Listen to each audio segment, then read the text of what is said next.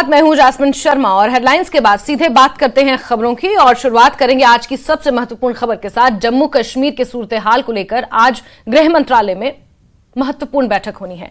जम्मू कश्मीर में हुए आतंकी हमले और अमरनाथ यात्रा की सुरक्षा को लेकर इस उच्च स्तरीय बैठक में आज समीक्षा की जाएगी। सुबह 11 बजे नॉर्थ ब्लॉक में यह बैठक होगी। गृह मंत्री अमित शाह इसकी अध्यक्षता करेंगे। बैठक में उपराज्यपाल मनोज सिन्हा, जम्मू कश्मीर और सुरक्षा सलाहकार अजीत डोभाल, गृह सचिव, IB chief, raw chief, NIA DG, सभी अर्धसैनिक बलों के डीजी, आर्मी के बड़े अधिकारी सहित गृह मंत्रालय के अधिकारी भी मौजूद रहेंगे। बैठक में पिछले दिनों जम्मू रीजन में जो आतंकी घटनाएं पेश आई उस मुद्दे पर चर्चा होगी।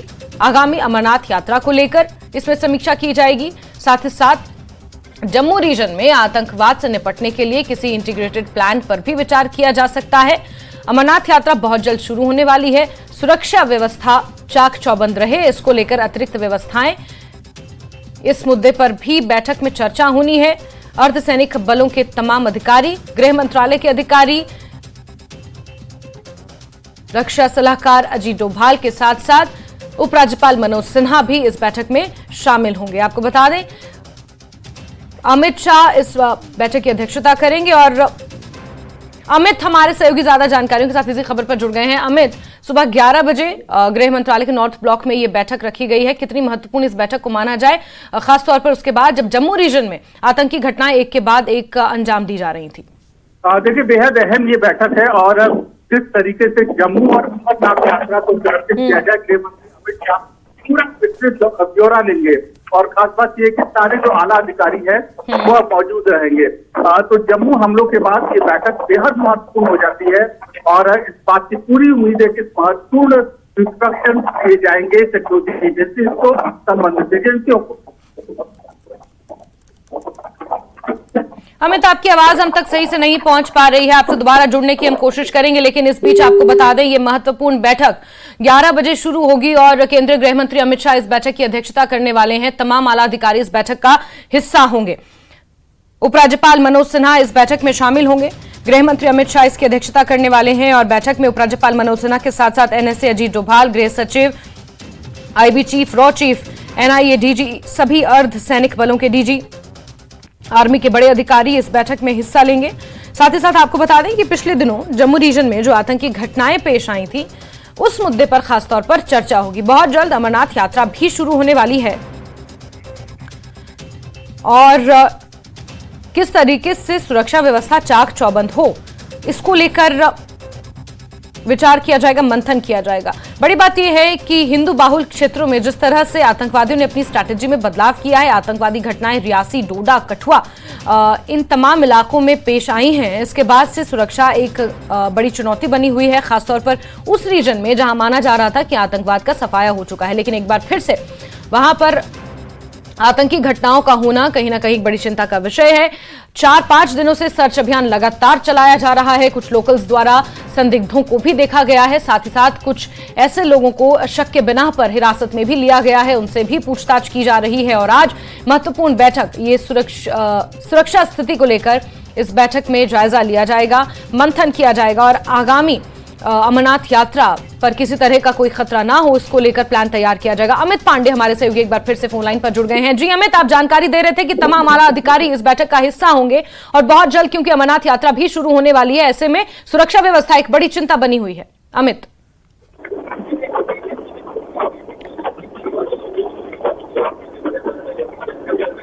जी अमित, आप सुन पा रहे हैं मुझे?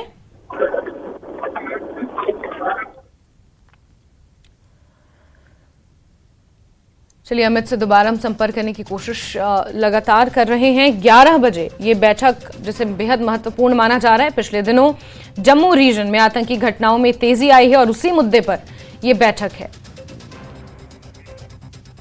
तो लगातार नजर इस बड़ी खबर पर बनी हुई है और 11 बजे यह बैठक शुरू होगी। केंद्रीय गृह मंत्री अमित शाह इस बैठक की अध्यक्षता करेंगे।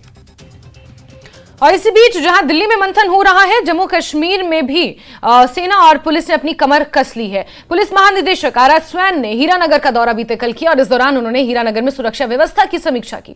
पिछले दिनों कठुआ के हीरानगर में हुए आतंकी हमले को लेकर सुरक्षा व्यवस्था कड़ी कर दी गई है।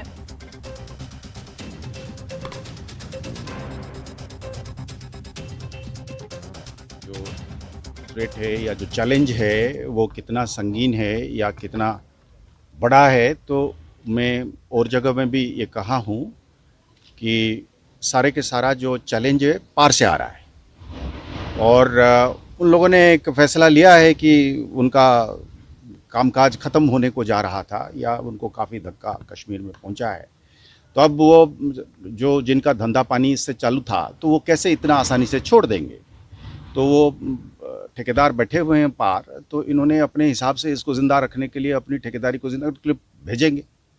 अब जैसे हम देख रहे हैं कि ये तादाद में बहुत ज़्यादा नहीं है, तो चूहे की तरह हैं, तो पर हैं इस तरीके से कि बंदूक है और निहत्थे लोगों के सामने मतलब उनको मौका मिल जाता है। अब हम पूरी आवाम के साथ, आपने जैसे देखा यहाँ पे जिस तरीके से इन्फॉर्मेशन फ्लो कर रहा है, हमारी विलेज डिफेंस ग्रुप है, हमारे एसपीओज हैं, हमारे फोर्स है, हमारे सीआरपीएफ है, आर्मी है, तो ये इसके सामने कहाँ ये टिकेंगे। ये 8-10 साल कोशिश करे थे इन्होंने इस तरीके से अफरा तफरी मचाने के लिए पुराने जो डेफ्थ इलाके में। ये हमारा बॉर्डर इलाका है।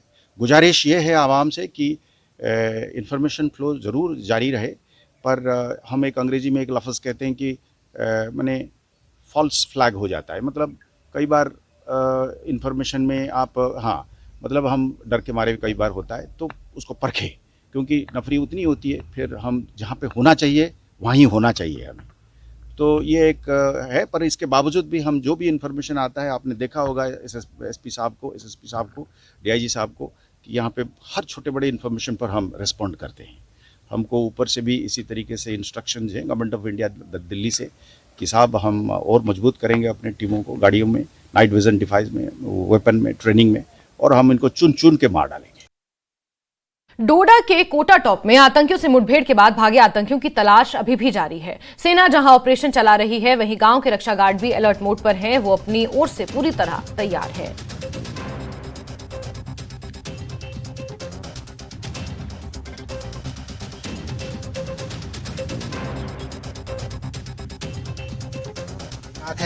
पहाड़ों पर तो हम ड्यूटी डे नाइट करते हैं और हमें हथियार की प्रॉब्लम है सर।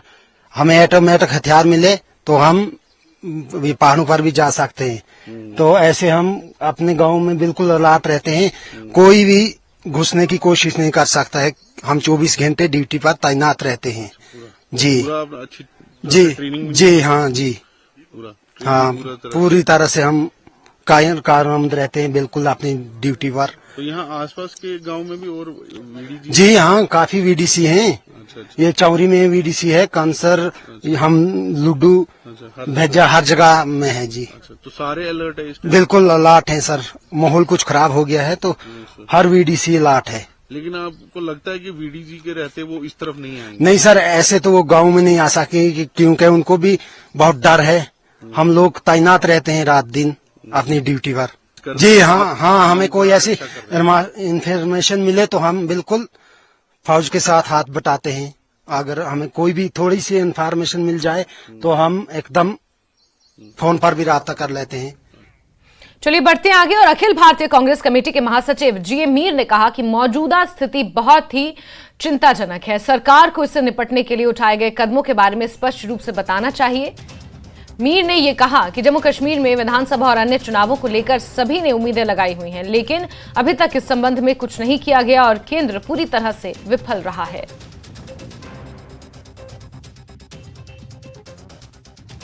कि इन्हीं 3-4 हादसों में कई मासूम जानें चली गई जो इस रियासत में श्रद्धा के साथ आते थे, शिवखोरी जा रहे थे, और उनके साथ जो हादसा पेश हुआ, जो अटैक हुआ, उसके लिए तो पूरे देश ने और हम सब लोगों ने उसके लिए अफसोस इजहार किया। और उसके बाद एक के ऊपर एक जो अभी तक एक्टिविटीज सामने आई, तो इससे साफ जाहिर होता है कि जो यहाँ पिछले 6 साल से सेंटर से स्टेट तक जो एडमिनिस्ट्रेशन जो बड़े दावे कर रहे थे कि जम्मू कश्मीर में हमने सारे हालात बेहतर कर दिए, अब यहाँ पर किसी तरह की मतलब उस तरह की एक्टिविटीज नहीं है। और जबकि हम लगातार देखें पिछले 5 साल में भी इक्के दुक्के वाक़ात, राजौरी जैसे वाक़ात जो 15-15 दिन चला, जिसमें काफी नुकसानात हुए, कुकरनाग जैसा वाक़ात जिसमें हमारे बड़े ऑफिसर्स उसमें जान गंवा बैठे, तो उस तरह की चीजें तो है। मगर ये जो अभी नए तरीके से एक सिचुएशन सामने आ रही है, ये काफी चिंताजनक है और इसको लेकर के सेंट्रल गवर्नमेंट और स्टेट को मिलकर के अंदरूनी पोजीशन क्या है उसको लेकर क्लियर कट आवाम के सामने आना चाहिए, देश के सामने आना चाहिए। और खबरों का सिलसिला यूं ही जारी रहेगा, लेकिन वक्त बहुत छोटे से ब्रेक का।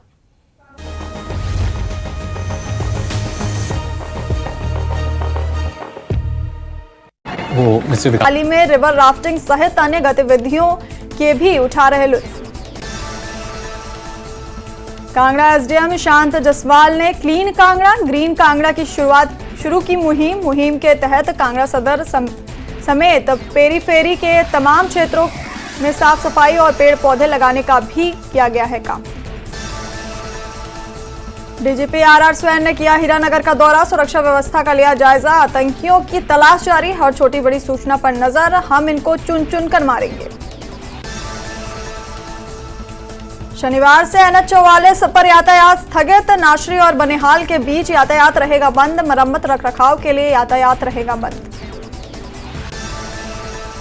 कुपवाड़ा के करना में नार्को टेरर नेटवर्क का भांडाफोड़, 500 ग्राम हेरोइन के साथ 3 गिरफ्तार, कब्जे से 3 पिस्तौल, 6 मैगजीन बरामद। सिंधु जल संधि को लेकर न्यूट्रल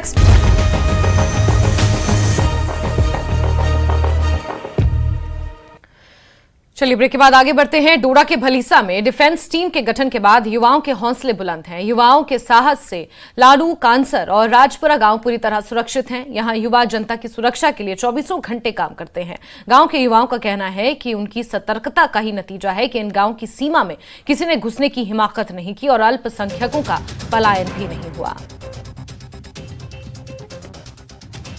ये कितने सालों से आप ये जो गांव है सटे जितने भी 2, 4, 5 गांव हैं, एक एक गांव में कितने कितने विलेज डिफेंस जो हमारे गार्ड्स हैं वो काम कर रहे हैं। देखें, हमारे 2 गांव हैं, एक वीडीजी कांसर पड़ता है, एक लुड्डू पड़ता है, तो हम 8 बंदे हैं हर गांव में और हम फुल सक्षम हैं।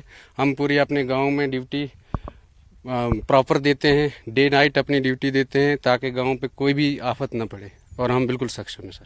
तो जितने भी नौजवान आपके साथ हैं ये पढ़े लिखे नौजवान होंगे? सारे सर, कोई ग्रेजुएट है, कोई 12th है सर, पढ़े लिखे लड़के हैं सारे। बिल्कुल अपनी ड्यूटी जब भी हमें कोई इनपुट मिलता है हम एकदम तैयार हो जाते हैं और अपनी ड्यूटी बिल्कुल अपने तरीके से देते हैं। क्या कोई ऐसा हादसा पेश आया है इन जंगलों में? जैसे आप देख रहे हैं कि मैं देख रहा हूँ कि घने जंगल है, अभी यहाँ पे जो एक हादसा पेश आया जहाँ पे करीबन 2 ऐसे आतंकियों को देखा गया जो कि कोटा टॉप के जंगलों में घुसे और उसके बाद अभी भी आर्मी वहां पे उनकी तलाश कर रही है। उसके हवाले से अगर बात करेंगे, क्या कभी ऐसे जो हालात पैदा हुए इन गांव में कि आपको बाहर निकलना पड़ा और आपने उनके साथ आपकी झड़प हुई हो या कुछ ऐसा हुआ हो कि उससे आपको एक्सपीरियंस मिला हो? नहीं सर, अभी तक तो कोई ऐसे 1997 के बाद ऐसी कोई झड़प तो नहीं हुई, लेकिन जब भी कोई ऐसी अगर स्थिति बन जाती है तो हम सभी वीडीसी एकदम इकट्ठे हो जाते हैं और अपनी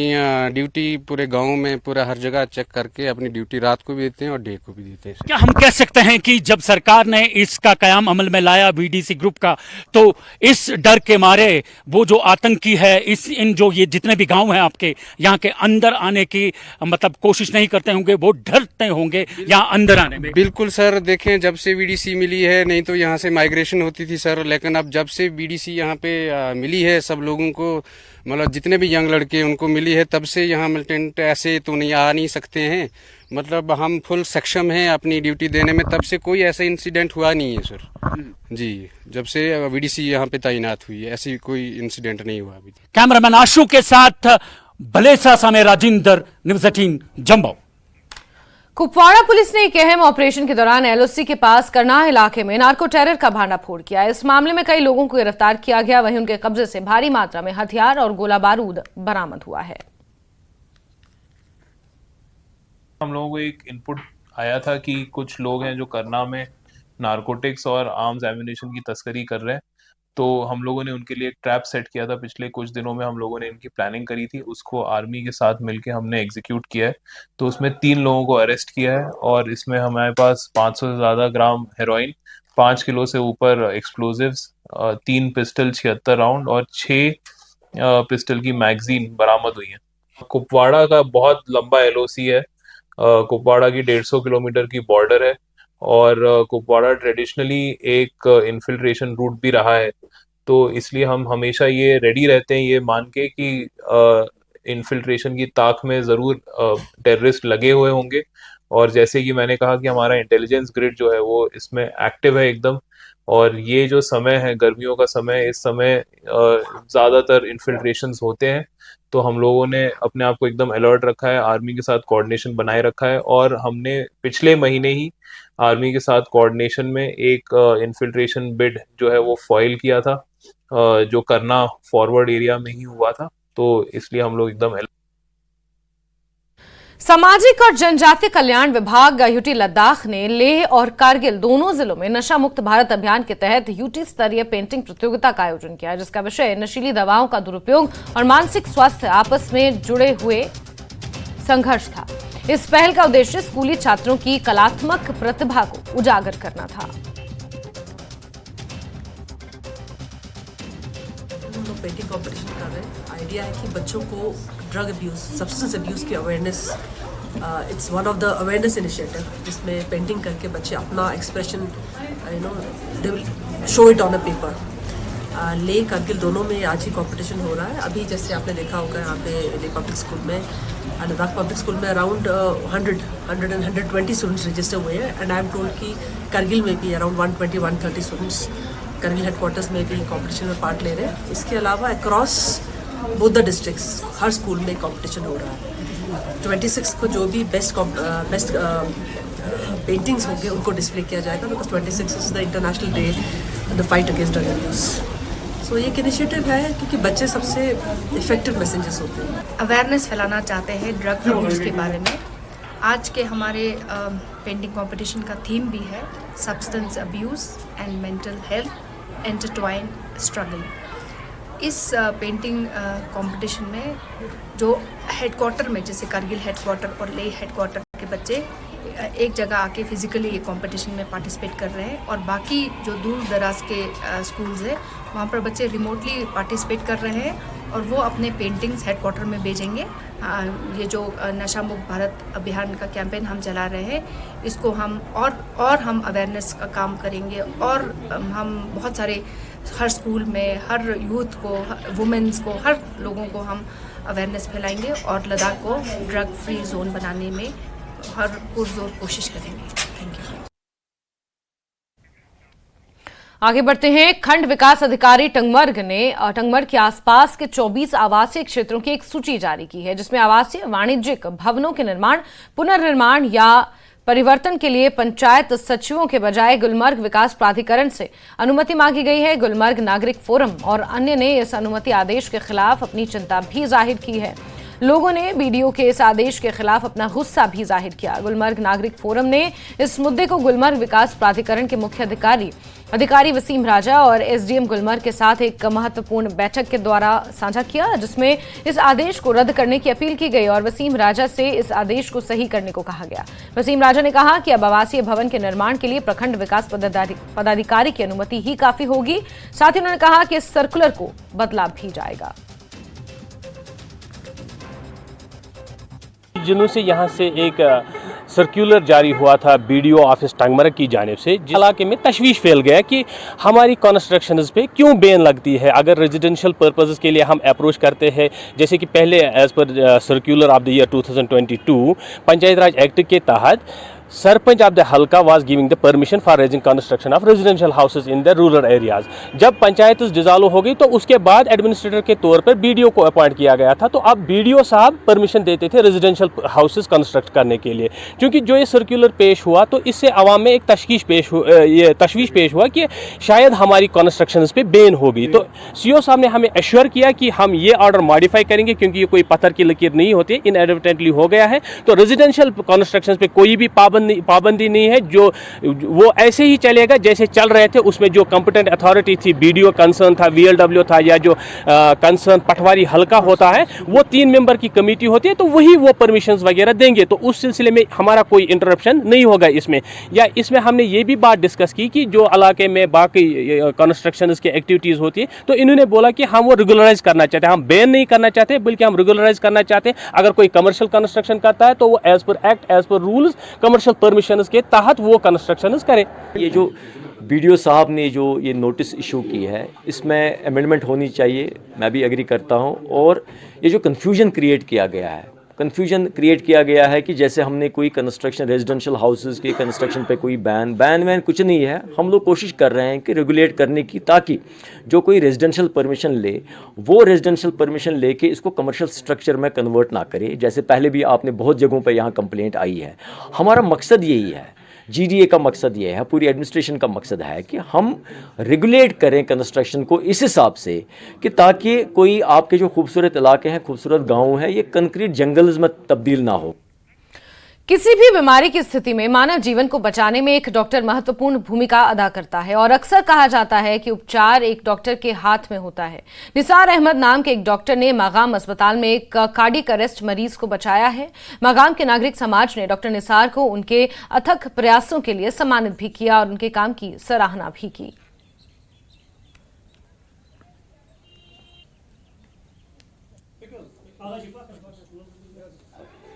हमारे एक अजीज़ पिछली बार उनको हार्ट अटैक हुआ था, तो वो एक इमरजेंसी की सूरत में यहाँ आए थे। बहुत देर हुई थी, रात हुई थी उस वक्त। तो डॉक्टर निसार साहब थे यहाँ, तो उन्होंने फर्स्ट एड दी उसको। उसके बाद उनको रेफ़र किया श्रीनगर। तो श्रीनगर में जो कार्डियोलॉजिस्ट थे, उन्होंने कहा कि जो उनको फर्स्ट एड मिली है वो बहुत बेहतरीन, उन्होंने ही उसकी जान बचाई है। तो इसलिए इस वक्त हम डॉक्टर निसार साहब की उनका शुक्रिया अदा करने यहाँ आए हैं। सिविल सोसाइटी मागाम की तरफ से हम इस हस्पताल की बेहतरी चाहते हैं, क्योंकि शिफा खाना या हस्पताल एक माशरे का बहुत अहम तरीन जुज़ होता है, और ये जितना ज़्यादा एक्टिव होगा, जितना ज़्यादा फ़ाल होगा और जितना ज़्यादा सर्विस ओरिएंटेड होगा, उतना ज़्यादा ये सोसाइटी ठीक रहती है। इसी मैं इनके तहे दिल से इनका शुक्रिया अदा करता हूँ कि यहाँ आए और हमारी हौसला अफजाई की। ये हमारे लिए फ़ख्र और खुशी की बात है कि उन्होंने हमारी हौसला अफजाई की। और जहाँ तक हमारे डॉक्टर साहब निसार साहब का सवाल है, उनकी तारीफ़ इन्होंने की है। उन्होंने पेशेंट को बहुत अच्छी तरह ट्रीट किया, यानी कि उनको जहाँ पर उन पेशेंट को रेफ़र किया, वहाँ से भी उनको ये कहने को मिला है कि उन 80% इलाज MI का सीरियस पेशेंट था, 80% इलाज उसका यहीं पर हुआ। और हमारे लिए ये बड़ी हौसला अफजाई की बात है कि किसी अस्पताल से हमारी अप्रिशिएशन आए और हमारी फिर सिविल सोसाइटी के लोग हमें यहाँ पर तारीफ़ करें। ये हमारे फ़ख्र की खुशी की बात है। सोसाइटी के मेम्बरान को ये यकीन दहानी देता हूँ और अपने लोगों को भी यहाँ पर यकीन दहानी देता हूँ कि हमारे डॉक्टर साहिबान इसी तरह खुशदिली के साथ और बड़ी मेहनत और लगन के साथ अपना काम और अंजाम देते रहेंगे और ये अपने सोसाइटी के लोगों की खिदमत में लगे। किसी भी बीमारी में इंसानी ज़िंदगी को बचाने में डॉक्टर का अहम रोल होता है और साथ ही कहा जाता है कि डॉक्टर के हाथों में शिफा है। और आज वाकई ये बात दुरुस्त पाई गई है, जब मागाम में एक कार्डियक अरेस्ट पेशेंट को डॉक्टर ने बचा लिया है और जब उसे रेफ़र किया जाता है तो तब JVC श्रीनगर में भी डॉक्टर खुशी से फूले नहीं समाते हैं और वो यानी मागाम अस्पताल में तैनात इस डॉक्टर की तारीफ़ करते हैं, क्योंकि उन्होंने पहले ही इस पेशेंट को 80% यानी इलाज किया है और उसकी ज़िंदगी को बचा लिया है। और आज सिविल सोसाइटी ने जो कदम उठाया है और इस डॉक्टर की हौसला अफजाई की जाती है, और यही है कि अगर ऐसे डॉक्टरों की हौसला अफजाई की जाए तो आने वाले वक्त में जो सेहत का शोबा है वो वाकई फ़रोग पाएगा और वाकई इसमें सिस्टम जो है वो सही तरीके से, सही ढंग से चल पाएगा। न्यूज़ 18 जम्मू कश्मीर के लिए मैं मागाम से मुनीर हुसैन। और इसी के साथ बुलेटिन में फिलहाल के लिए बस इतना ही, लेकिन न्यूज़ 18 JKLH पर खबरों का सिलसिला जारी रहेगा। बने रहिए हमारे साथ। नमस्कार।